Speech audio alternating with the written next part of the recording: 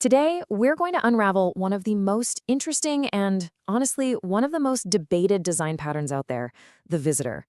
But this isn't just going to be a dry, technical breakdown. Nope, this is a story. It's the story of a really clever idea, how it solved a tough problem, how it revealed a pretty serious flaw, and how it ultimately evolved into something new. So let's start with the central problem, the one question that the visitor pattern was created to answer. Imagine this. You're a developer. You've got a system, it's stable, it's out there in production, running smoothly. A new feature request lands on your desk, but it comes with one massive restriction. You are not allowed to modify the existing classes. So how in the world do you add new functionality without touching that original sacred code? Before we dive into the weeds, let's use a quick analogy to get our heads around this. Think of an insurance agent. Their job is to visit all kinds of different buildings, houses, banks, coffee shops. For each building type, they offer a very specific service, a particular kind of insurance. But here's the key. The agent brings the new service to the building. The building itself doesn't change one bit. It doesn't need a new room for the insurance agent. The visitor pattern at its heart works exactly like this.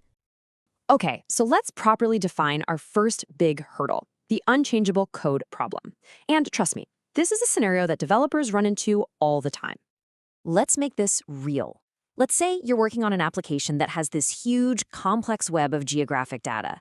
And each little piece of that data, each node in the graph, is an object from a different class.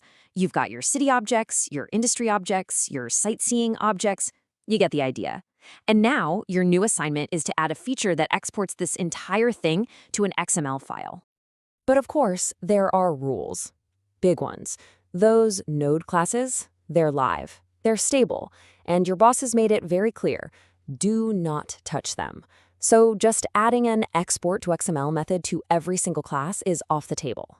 Besides, that would be messy, right? It clutters up those classes whose main job is to handle geography, not worry about file formats. And what happens in a month when someone asks for a JSON export? Are you going to go back and change every single class again? No way. This is where our hero finally enters the story. Let's take a look at the classic solution, the one straight out of the famous Gang of Four design patterns book, the visitor. So the textbook definition says the visitor pattern is a way to separate an algorithm from the object structure that it operates on. What that really means is you get to define a totally new operation, like our XML export, without ever having to change the classes of the elements, like our city and industry objects. The way it works is by setting up two parallel hierarchies that work together. On one side, you have your data, what we call the elements. This is your city, your industry, etc. They all agree to have a single method, usually called accept. Then, on the other side, you have your operations, the visitors. This is where you'd have your XML export visitor, and its job is to have a specific visit method for every single type of element. So it'll have a visit city method, a visit industry method, and so on. This separation is the absolute core of the pattern. Now, the secret sauce that makes this all work is a really clever trick called double dispatch. It sounds fancy, but it's pretty simple. Step 1, your main code calls the accept method on an element, say a city object, and you hand it your visitor.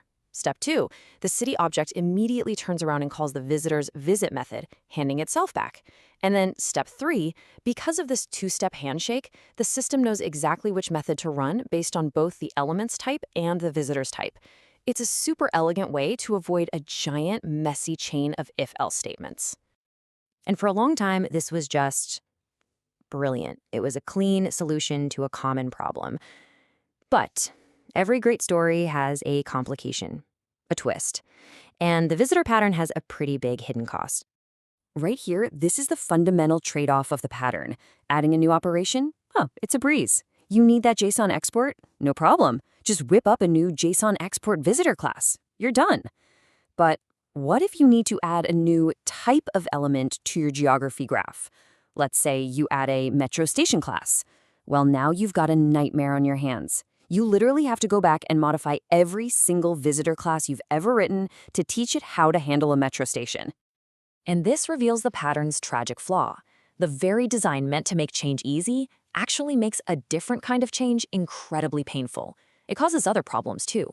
Your visitors often need to get at the private data inside the elements, which can kind of break the whole idea of encapsulation. Plus, you get these tangled dependencies where elements have to know about visitors and visitors have to know about elements. It can get messy. But the story doesn't end with a fatal flaw. The core idea was just too good to throw away. So smart people started thinking about how to improve it. And that led to the idea of turning the pattern itself into a reusable component. A really big leap forward came from a research paper that asked a simple but powerful question. If a pattern is such a great solution, why does every single developer have to rebuild it from scratch every single time? Why can't we just turn it into a reusable software component, a library you can just plug into your project? They called this idea componentization. And it turns out this idea had some serious legs. Their study actually found that nearly half of those original classic design patterns could be fully converted into reusable components. This gave a lot of weight to the idea that patterns should be more than just concepts in a book. They can evolve. So a componentized visitor cleans things up a lot. You don't need to clutter your element classes with that except method anymore. Instead, you just use a library's visitor class and tell it what operations you want to perform on what types. It's way cleaner. But there's always a but, isn't there? It's not a free launch. When they tested this on a big financial app, they saw a performance hit between 30 and 44%. So it's more flexible, but it comes at a cost. And this brings us to the final chapter of our story. This is where the core idea behind the visitor pattern gets so good that it stops being a pattern and gets absorbed directly into our programming languages. This leads to a really profound insight about design patterns in general. You could say their ultimate goal is to become so successful, so essential, that they disappear. They just become a normal part of the language's syntax, and we don't even think of them as patterns anymore. Just think back for a second to that classic visitor. To make it work, you had to create a visitor interface, then a concrete class for every single operation, and then go back and add that except method to all of your data classes. It was a ton of ceremony, a lot of boilerplate code. Now, compare that to the modern alternative in languages like C# or Python, pattern matching. With just one function and a smart switch expression, you can check an object's type and run specific code for it. It accomplishes the exact same goal as the visitor, but with a tiny, tiny fraction of the code. Let's put them head to head. Yeah, adding a new operation is easy in both, but the real game changer is when you add a new element. With the classic visitor, you have to go hunt down and update all your visitors. With pattern matching, your compiler will probably just tell you exactly which switch expressions need updating. But most importantly, pattern matching requires zero changes to your element classes, and the overall complexity is just so much lower. So in the end, the visitor pattern didn't really die. You could argue it won, big time. Its central idea, separating what you do from the data you do it on, was so good that it became a first-class built-in feature in our modern languages. The clunky old implementation is obsolete, sure, but the idea itself is more alive than ever. And that leaves us with one last thing to think about. Is there still value in learning these so-called obsolete patterns like the classic visitor? Or are they just history lessons about problems that our modern tools have already solved for us? It's a really interesting question about how we grow and evolve as software developers. Thanks for joining me.